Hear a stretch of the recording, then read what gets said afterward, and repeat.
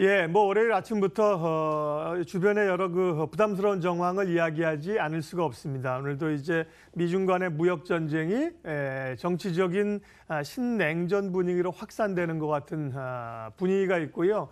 여러 이벤트들이 지금 줄줄이 첩첩 놓여 있는 상황인데요. 오늘 미중산업경제연구소 조용찬 소장님과 함께 이슈들 분석하도록 하겠습니다. 어서 오십시오, 소장님. 예, 안녕하십니까. 네.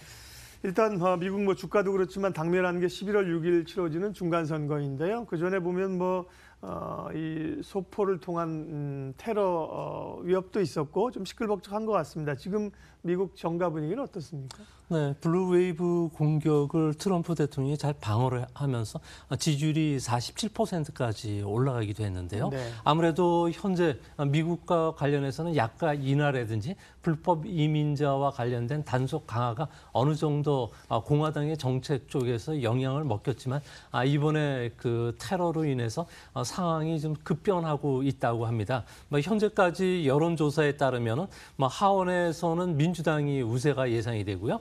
상원 같은 경우에는 공화당이 그대로 유지하지 않을까 보여집니다.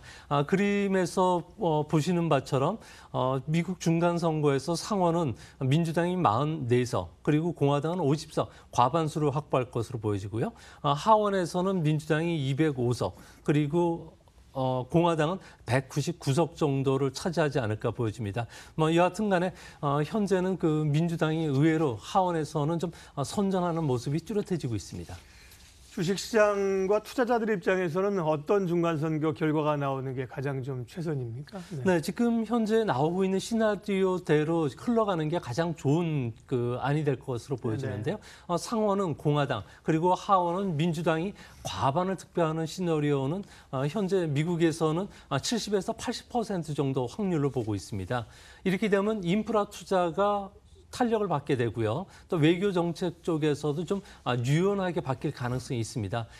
상하 양원을 다른 당이 잡고 있기 때문에 앞으로 전국도 안정이 되면서 탄핵과 관련된 이슈도 들어갈 것으로 보여지고요. 그 다음으로 가능성이 높은 것은 10에서 20% 정도 되는 확률인데요. 공화당이 상원과 하원을 모두 장악하게 될 경우입니다. 이 경우에는 현재 통상 정책과 관련해서 좀 더 강경 자세로 돌아설 가능성이 있고요. 또 금리 같은 경우에도 계속 상승할 확률이 있기 때문에 주시장에는 아무래도 경계감이 있지 않을까 보여집니다. 가장 확률이 낮은 안은 민주당이 과반수를 상하 양원에서 확보하는 게 될 것으로 보여지는데요. 이렇게 되면 탄핵 이슈가 전국 혼란으로 이어질 가능성이 있지 않을까 보여집니다. 네. 그러니까 공화당이 상원 그리고 이제 민주당이 하원을 잡는 지금의 구도가 그나마 이제 주식시장에는 서로 견제하면서 갈 수 있는 그래도 최상의 시나리오다. 예. 다만 이제 투표라고 하는 게 예상은 합니다만 우리가 몇 차례 블랙스완을 좀 봐서요. 브렉시트 투표 때도 그렇고 미국 대선 때도 그렇고 좀 불안감이 있습니다. 물론 그렇게 생각하는 분들은 없습니다만 우리가 호되게 좀 몇 번 당해서요. 끝까지 좀 봐야 될 것 같고요. 과거에는 미국 중간선거가 있은 다음에 주가가 대체적으로 좀 미국 같은 경우 상승하는 그런 패턴을 보였다고 하는데요. 그 그림 좀 보여주시고 이번에도 그런 기대를 좀 가질 수 있는지 또 왜 그랬는지 이유도 궁금합니다. 네, 주식시장에서는 비이성적인 주가 흐름이 자주 나타나지 않습니까? 그렇죠. 1월 효과라든지 그리고 소형주 효과, 그리고 반전 효과, 소외기업 효과와 같은 애노마리 현상들이 일어나는데요. 정치와 관련된, 특히 선거와 관련된 이런 현상들이 뚜렷해지고 있습니다. 중간선거 다음에, 그러니까 미국 대선이 있기 전에 같은 경우에는 비이성적으로 주가가 많이 상승했었는데요. 1950년과 2017년, 67년간 다우지수를 보면은 무려 15.8% 상승했습니다. 특히 중간 선거가 끝나는 11월 말서부터 다음해 3월까지 주가 상승률은 8.7%를 기록했고요. 또 이런 게 연말까지는 무려 17.5% 정도 올라갔다고 합니다. 아무래도 중간 선거가 끝나면은 불확실성도 해소가 되고요. 또한 행정부 같은 경우는 다음 대선을 위해서 각종 투자라든지 세금 인하와 같은 경기 부양책을 쓰기 때문에 그런 것으로 나타나주고 있습니다. 이번에서도 여론조사처럼 공화당이 상원 그리고 하원은 민주당이 장악했을 경우에 증시에 우호적이기 때문에 의외로 주식시장이 좀 반등이 좀 강하게 나타날 가능성도 있지 않을까 생각이 됩니다. 네. 불확실성이 제거된다는 측면에서 기대감이 있군요. 그런 점에서는 조금 기대를 좀 해볼 만도 하고요. 다만 이제 미국 주가가 그동안 지금 사실 워낙 많이 올라온 상태에서 지금 흔들리고 있는 거기 때문에요. 미 증시가 왜 이렇게 흔들리는 건지 또 어떤 변수들이 있는지 조금 점검해 보도록 하겠습니다. 이제 그나마 사실은 세계 증시 가운데 버티고 있는 건 미국 증시 아닙니까? 뭐 우리도 그렇고 유럽도 그렇고 중국도 그렇고 사실 추세로 보면 이제 하락장에 이미 진입했다고 하는데 미국 증시는 지금 좀 간당간당하는 수준까지 잘 버티고 있는 건데 미국도 이제 추세적인 약세에 접어든 걸로 보세요. 어떻게 보십니까? 네, 미국 시장 같은 경우는 아무래도 추세적인 약세기보다는 네. 아무래도 좀 조정이 좀 있는 아직은 이제 깊은 조정으로 보시는 거군요. 깊은 조정보다는 좀 긴 조정으로 좀 나타나지 않을까 보여집니다. 네. 전 세계 시가총액은 올해 초만 하더라도 85조 달러 정도가 됐고요. 지난주에는 71조 달러로 무려 우리나라 원화로 1경 5천조 원 정도가 사라졌습니다. 아무래도 이런 효과들이 시장에 타격을 미치게 되는데요. 가장 중요한 것은 아무래도 미국이라든지 선진국들이 그동안의 저금리 기조에서 금리 정상화에 들어가면서 주가는 상승하고 금리는 저금리 상태에 유지하는 저건 경제 장세장이 계속 진행이 되긴 어렵다는 겁니다. 특히 미국의 제일주의로 인해서 현재 미중 간의 냉전 구도가 좀 고착화될 가능성이 있다는 점에서는 아무래도 경기 민감주라고 할 수 있는 3M이라든지 캐터필라 그리고 보잉이나 포도 같은 경기 민감주에는 악재로 작용할 가능성이 있고요. 특히 주시장이 요동을 치면은 포트폴리오 매니저들 같은 경우에는 재조정 작업에 들어가는데요. 최근 대형 투자 회사들 같은 경우에는 리스크 패리티 전략을 썼기 때문에 아무래도 이런 조정 과정 속에서 알고리즘 매매가 앞으로도 계속 진행이 될 수밖에 없지 않나 보여집니다. 그런 측면에서는 주가는 강한 상승은 일시적으로 찾아오겠지만 조금 길게 봤을 경우에는 현재 주가에서 좀 밴드 폭을 확대하는 그런 조정이 좀 찾아오지 않을까 보여집니다. 네. 완전하게 미국 증시도 이제 하락 추세로 접었다고 보기에는 조금 이른 감이 있다. 아직은 이제 좀 깊은 기간이 이어지는 변동성이 이제 이전보다 커질 수밖에 없지 않습니까? 워낙 이제 올랐기 때문에 그런 거고요. 근데 기업 실적과 관련해서 미국은 사실은 감세 조치 이런 것 때문에 기업 실적이 굉장히 좋아서 주가도 올라왔는데 최근에 보면은 일부 좀 IT 기업이라든지요. 기업 실적에 대한 우려도 좀 있는 것 같습니다. 실적 호전세는 계속 이어질까요? 네, 실적 호전세는 3분기는 아무래도 시장 예상 22% 정도 증가할 것으로 예상이 되는데요. 항상 애널리스트들이 예상할 때는 좀 보수적으로 예상하는 측면이 강하기 때문에 3분기 실적이 발표되면은 22%보다 올라간 한 25% 정도가 되지 않을까 보여집니다.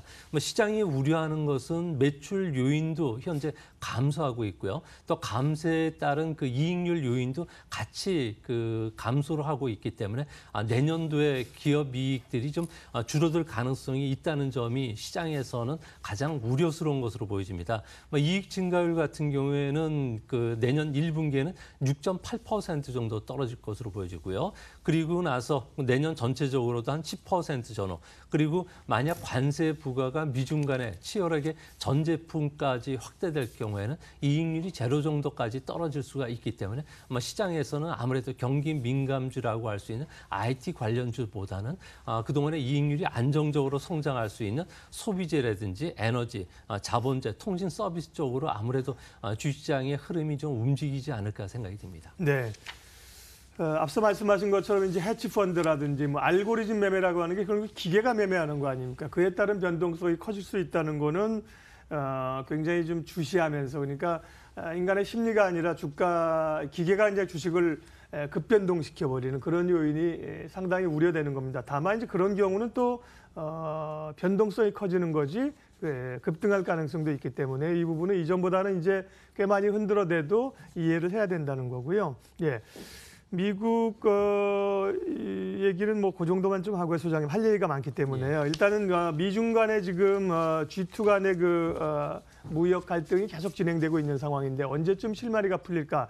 당장 지금 보고 있는 게 11월 말에 있을 아르헨티나 G20 정상회담에서 또 미중 정상이 만나서 무슨 얘기를 할 것이냐. 지금 이제 정상회담을 하기로 한 겁니까?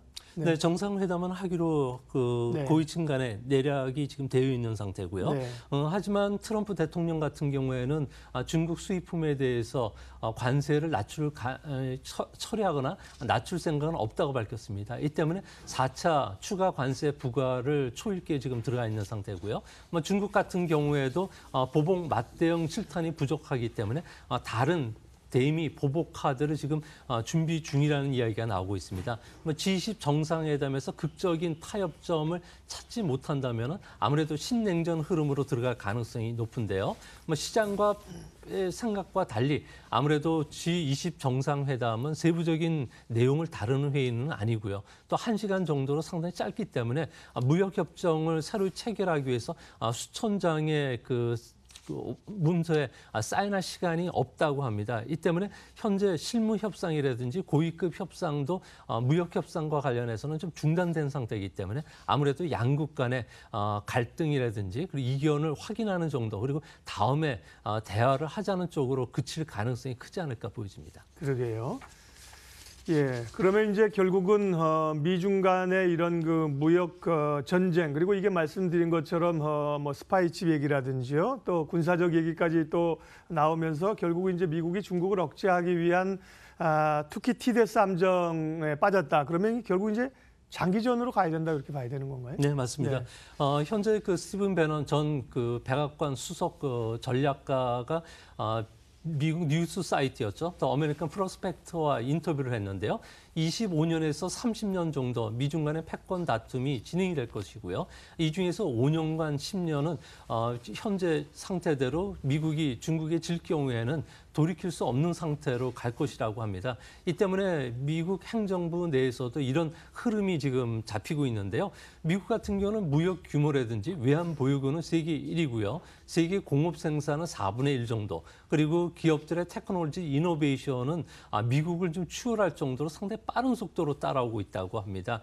이 때문에 마크 펜서 부통령 같은 경우는 지난 10월 4일 그 보수 성향의 싱크탱크인 허드슨 연구소에서 중국을 맹비난하고요. 새로운 대중국 전략을 채택했다고 밝혔는데요.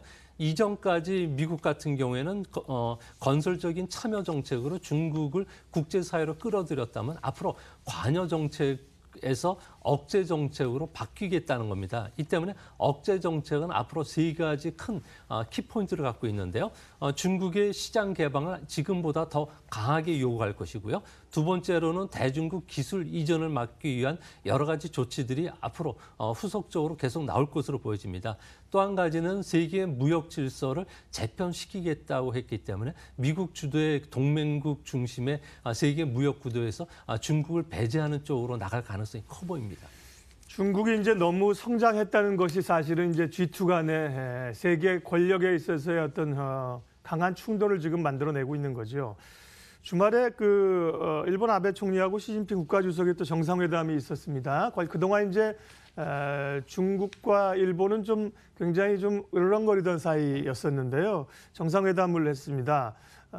뭐 어떤 논의가 좀 있었고 또 특별히 일본 측은 뭘 좀 이번 회담을 통해서 얻기를 원한 걸까요?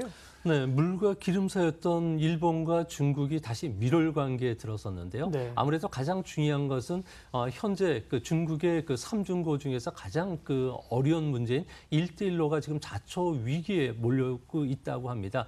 1대1로 참여 국가들이 1대1로 사업을 포기하기 시작했고요. 또 파키스탄을 중심으로 해서 유동성 위기에 빠지면서 이런 현상들이 일어나고 있다고 합니다.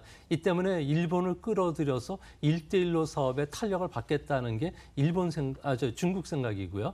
또한 미국의 지적재산권 억제 문제로 인해서 첨단 기술과 관련해서 일본으로부터 시장을 주고서 첨단 기술을 받겠다는 그런 전략으로 보여집니다. 일본 같은 경우에도 중국으로부터 많은 것을 받았는데요. 아무래도 권위가 추락하는 시진핑 국가주석을 좀 도와주면서 실질적으로 양국 간의 군사적 긴장 관계를 완화시켰고요. 50여 개의 주요 인프라 투자와 관련된 합의도 어느 정도 마친 상태이기 때문에 앞으로 일중 관계는 당분간 밀월 관계를 좀 유지하지 않을까 보여집니다.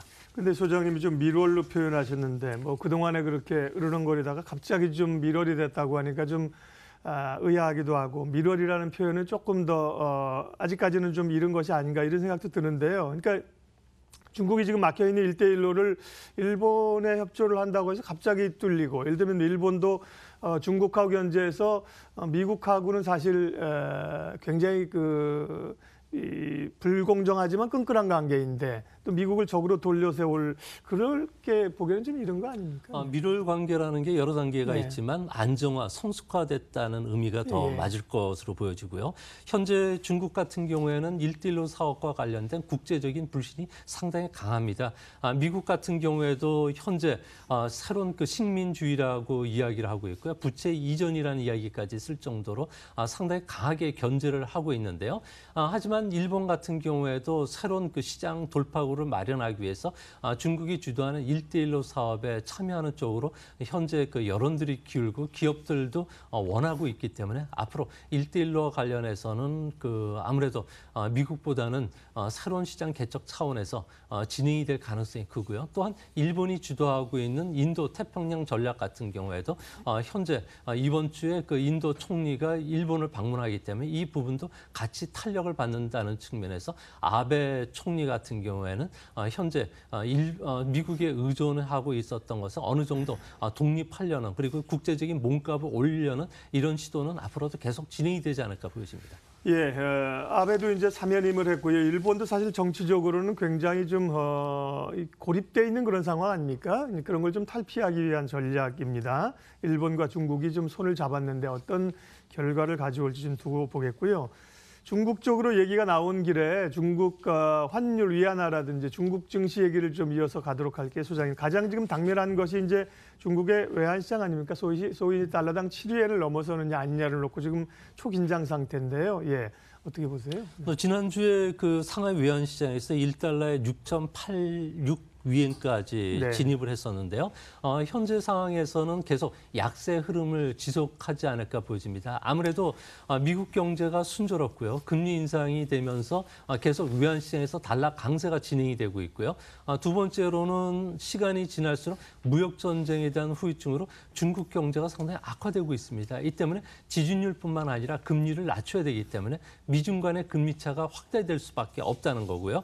또한 세 번째로는 중국 외환 당국이 위안화 절하를 막기 위해서 시장 개입에 나서고 있지만 최근에 엑소더 현상이 외국 기업을 중심으로 해서 일어나고 있고요. 한머니들이 지금 빠져나가고 있기 때문에 중국 정부 입장에서는 1달러에 7위엔선을 좀 마지노 노선으로 보고 시장이 개입에 들어오고 있지만 이 선을 지키기가 쉽지는 않을 것으로 보여집니다. 네. 증시 상황은 어떨까요? 중국도 정말 올해 가장 많이 하락한 증시 가운데 한 군데이고요. 최근에 조금 멈춰지는 건 합니다만 하락세가 워낙 큰데, 사실은 이제 MSCI 중국이 편입되고 이러면서 외국 자금들은 좀 들어갈 가능성이 높은 거 아닙니까? 단기적으로는 그렇지만 환율이나 이런 데 대해서 더 영향을 받는 건가요? 중국 증시 상황은요? 네, 중국 증시와 관련해서는 아무래도 중국 경제가 삼중고에 시달리고 있습니다. 1대1로 사업이 자초될 위기가 있고요.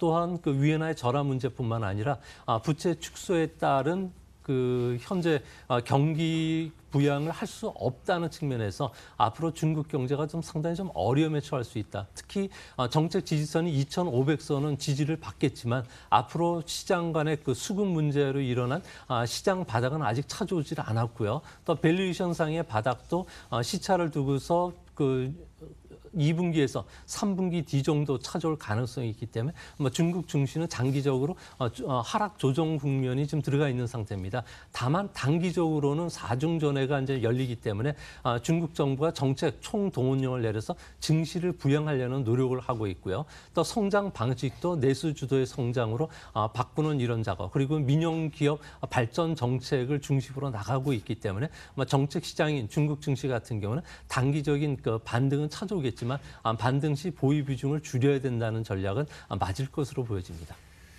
예, 중국 증시도 완연한 바닥을 확인했다고 보기는 좀 어렵다는 말씀이십니다.